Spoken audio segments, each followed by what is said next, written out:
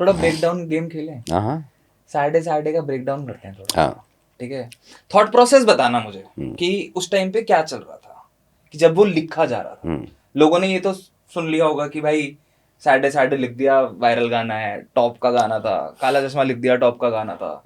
ऐसा नहीं होता भाई, टॉप का गाना था पहली बात तो। आज जब पहले उस टाइम पे जब मैं लिख रहा था ना, मेरे लिए वो गाना ही नहीं था, कभी भी नहीं था। क्या था, जज्बात मतलब थे, फीलिंग थी, क्या था? किताब में लिखी हुई चीज़ें दो तीनों के साथ और ये थी वो, कि मतलब आप जब उस टाइम पे लिखते हो, आप जब इस बैकग्राउंड के ना, पहली बात तो आपको ना विश्वास ही नहीं होता ये कि बहन जो सुनाने लायक भी है। ये मेरे साथ का, इसको आज तक नहीं पता था कि भाई मैं इसको म्यूज़िक में करना चाहता हूँ, कि मैं चाहता हूँ इस फील्ड में। ये तो सुनते थे गाड़ी में चल रहे हैं, इंस्ट्रूमेंटल चलाएं, किसी के नाम पे भी मजाक उड़ाई जा रहे हैं, बनाई जा रहे हैं। बट हनी पाजी की मुझे ना काफ़ी ज़्यादा समझ आएगी यार, एक बारी तो करेंगे, क्योंकि ना उस टाइम पे वो नए नए आर्टिस्टों को भी चांस दे रहे थे कि, और वो प्लेटफॉर्म सबसे अच्छा था। एक तो सबसे बेस्ट आर्टिस्ट जो वो म्यूज़िक जिसका सबसे मुझे सबसे ज़्यादा हनी पाजी का पता क्या लगा आज भी दोबारा से, म्यूज़िक। क्योंकि वेस्जेली की बातें जो पकड़ी तो पकड़ी, बट उसको जिस म्यूजिक के साथ वो लाया ना यार, मतलब दिल खुश हो गया यार, यही म्यूजिक चाहिए। मतलब होता है ना बंदे को अर्ज होती है, हर लिखारी को ये होता है म्यूजिक चाहिए, मुझे वही चाहिए भाई, ये वही सिस्टम था। गिलासी सुन रहे थे अरे हम यार लोग, दिल्ली के समझो, दीवाने, तो मेरे ख्याल से अभी तक आज तक भी नहीं निकला वो नहीं नहीं गाना नहीं बाहर। नहीं, नहीं। वो तो क्या वो ट्रैक का क्या क्रेज था था, भाई। 16 आने सच है ये हाँ, बात, जुड़े तो जज्बात मेरे दिल्ली क्रेज के था साथ। समझ राइट, रहे आई हो। एग्री तो विद यू उस ऑन दैट। पॉइंट पे जब सबसे पहले आई सिलेक्शन ऑफ बीट, कि म्यूजिक कैसा होना चाहिए, सोच तो लिया उस टाइम पे। अब मेरा लिखने का तरीका अलग है, उस टाइम अलग होता था। ओके। तो मैंने कहा कैसा होना चाहिए यार, सिस्टम क्या है, म्यूजिक सुने करे अलग अलग अलग, तो ना हाउस म्यूजिक मुझे हाउस समझ आया। म्यूजिक, उस टाइम पे ना इतनी जल्दी इंस्ट्रूमेंटल नहीं मिलते थे, कि इतनी सारी बीटें डली हैं, किसी भी लिख लो सही और बात उसके है। बाद बोल दो इस बीट पे गाना बना दे।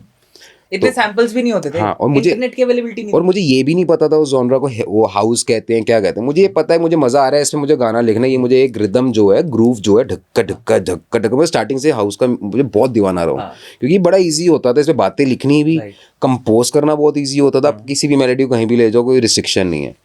तब ये आया था, तब ये गाना करके इस पे रिकॉर्डिंग करके सिर्फ टुनाइट, पीछे उसमें ना उसका इंस्ट्रूमेंटल भी नहीं था मेरे पास, मुझे आज भी याद है, पीछे ना आवाज़ बजती है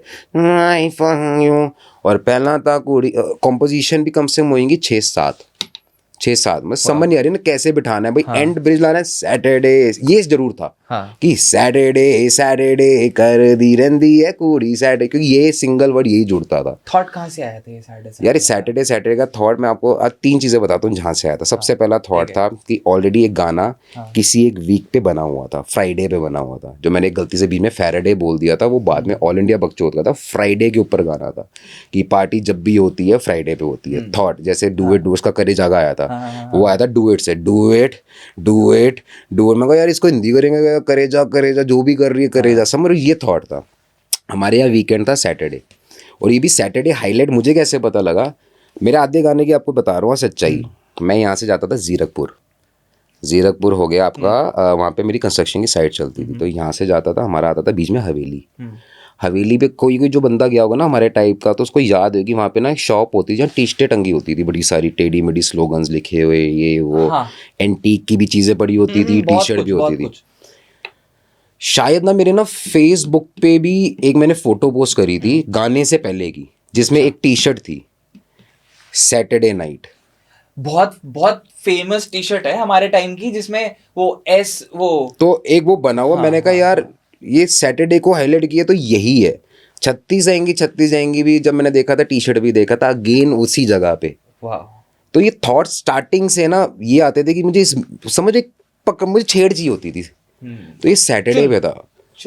चुल तो भाई दिल्ली का वर्ड है, बहुत पुराना भाई। हाँ, वो कहीं ना कहीं चुल हो जाती है ना कि यार ये करना है। हाँ, चुल तो जिंदगी में रहती है, वो चुल ही खुल गई थी वो। ये बहुत सिंपल है भाई। अभी भी आपको गाना लिखना, आपको एक बारी मेरा सीन होता है कि मेरे को सबसे पहले ना हुक समझ आता है कि यार कोई किस टॉपिक तो है, क्या हुक होना चाहिए, टॉपिक क्या होना चाहिए, टॉपिक है। उसके बाद तो बात लिखनी, कहानी आँख बंद करनी है, जोड़नी है, मैं क्लब गया वहाँ लड़की देखी, वो फिर वहाँ से जुड़ता है, वहाँ पे लिखना ईजी होता है। आप उसको चेंज भी कर लो। और स्टार्टिंग से ना मेरे को एक चीज़ थी कि लिखना सिंपल, दूसरा मेलेडी नहीं छोड़नी।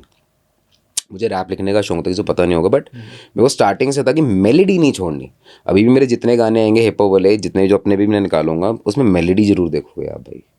मुझे मेलेडी पसंद है, किसी भी चीज़ मेलेडी पसंद है। मेलेडी मेरे हिसाब से ना माइंड में रुक जाती है, अटक जाती है। फिर उसके बाद चीज़ें हम सारी याद करते हो। तो आगे की लाइनें कहाँ से आई गाने की?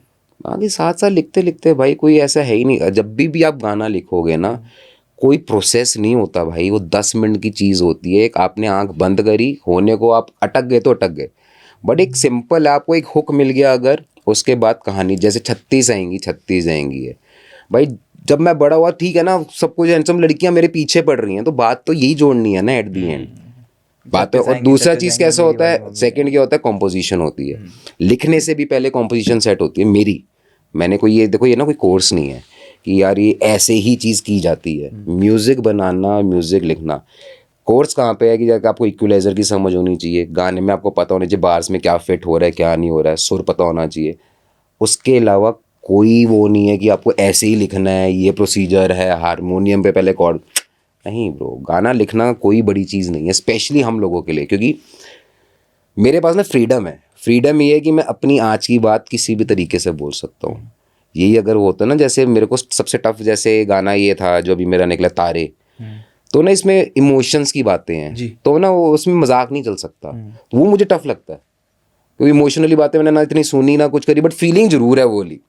यार अपनी गर्लफ्रेंड को देख के प्यार तो आता है, अपनी वाइफ है प्यार तो आता है, बट स्टार्टिंग से मस्ती करी है ना, तो वो टफ है मेरे लिए। बाकी बकचोदी तुम रोज करते होगे मेरे भाई, कितने तुमने, मेरे ख्याल से कितने तुमने पॉडकास्ट किए हैं। अगर पॉडकास्ट हिट हो रहे हैं, कुछ तो बकचोदी की होगी, कहाँ से आइडिया आया, कोई प्रोसीजर थोड़ा ना है भाई।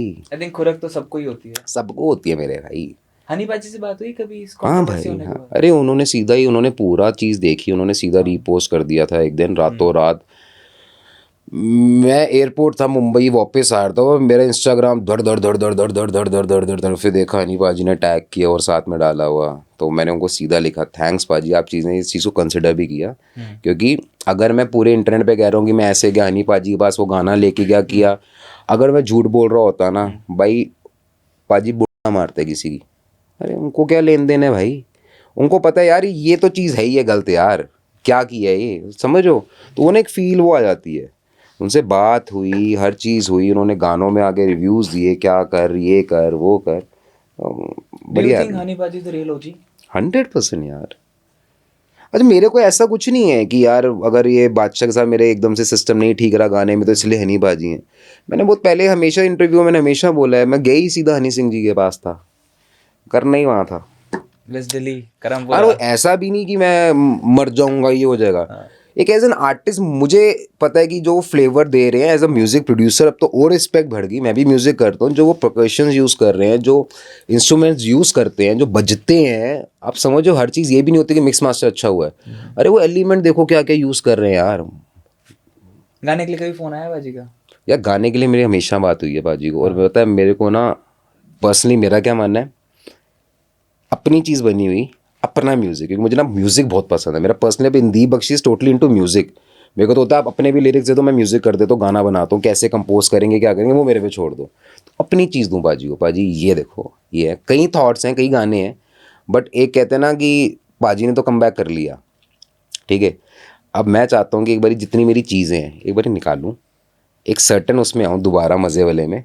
आओ पाजी काम करते हैं। दूध का जला हुआ छाछ फूक के नहीं नहीं ऐसा में नहीं है, मैं सच में चाहता हूँ कि ढंग से पहले एक बारी अपनी चीज़ें भी निकालूं।